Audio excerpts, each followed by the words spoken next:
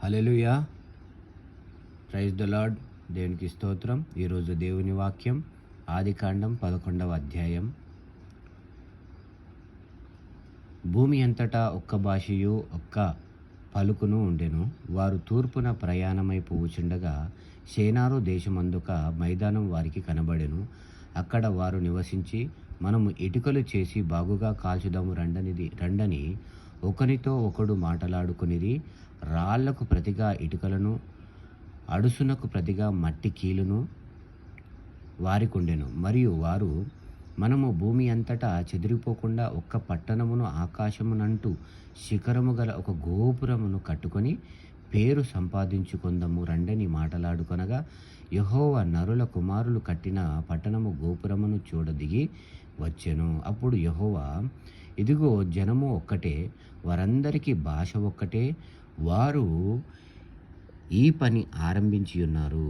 ఇక మీదట వారు చేయదలచి ఏ పని అయినను చేయకుండా వారికి ఆటంకమేమియో నుండదు.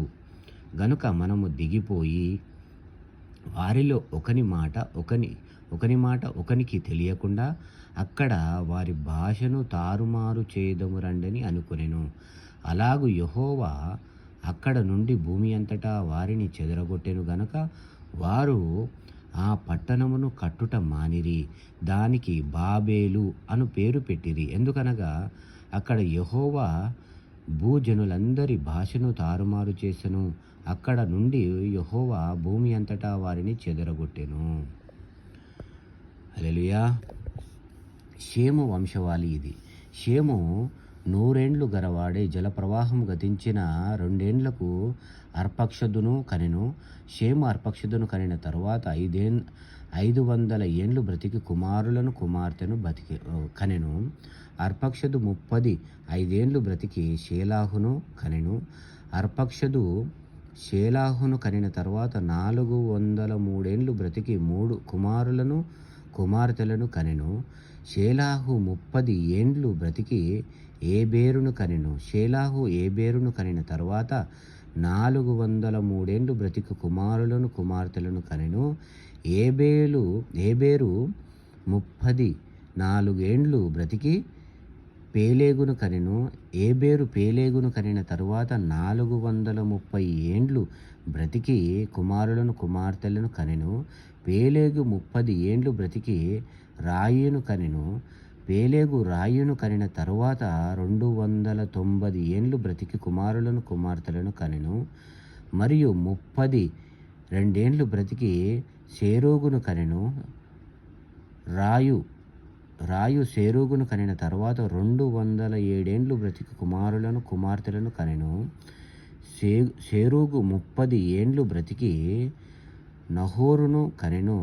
సేరూగు నహోరును కనిన తరువాత 200 ఏండ్లు బ్రతికి కుమారులను కుమార్తెలను కనెను. నాహోరు 29 ఏండ్లు బ్రతికి తేరేహును కనెను. నాహోరు తేరేహును కనిన తరువాత 119 ఏండ్లు బ్రతికి కుమారులను కుమార్తెలను కనెను. తేరాహు 70 ఏండ్లు బ్రతికి అబ్రామును, నాహోరును, హారానును కనెను. హల్లెలూయా.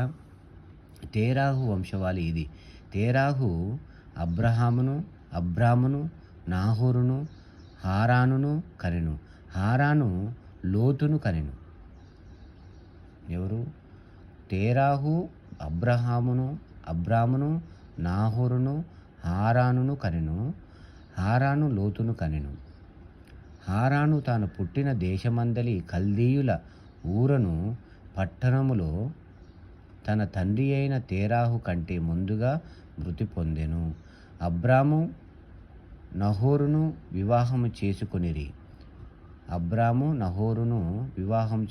అబ్రాము భార్య పేరు సారాయి. నాహోరు భార్య పేరు మిల్కా. ఆమె మిల్కానును ఇస్కాకును తండ్రి అయిన హారాను కుమార్తె. సారాయి గొడ్రాలయుండెను. ఆమెకు సంతానము లేదు. తేరాహు తన కుమారుడగు అబ్రామును తన కుమారుని కుమారుడు అనగా హారాను కుమారుడగు లోతును తన కుమారుడగు అబ్రాము భార్య అయిన శారాయి అను తన కోడలిని తీసుకొని కనానుకు వెళ్ళుటకు కల్దీయుల ఊరను పట్టణంలో నుండి వారితో కూడా బయలుదేరి హారాను మట్టుకు వచ్చి అక్కడ నివసించిరి. తేరాహు బ్రతికిన దినములు 205 తేరాహు హారానులో మృతి పొందెను. హల్లెలూయా, దేవునికి స్తోత్రం.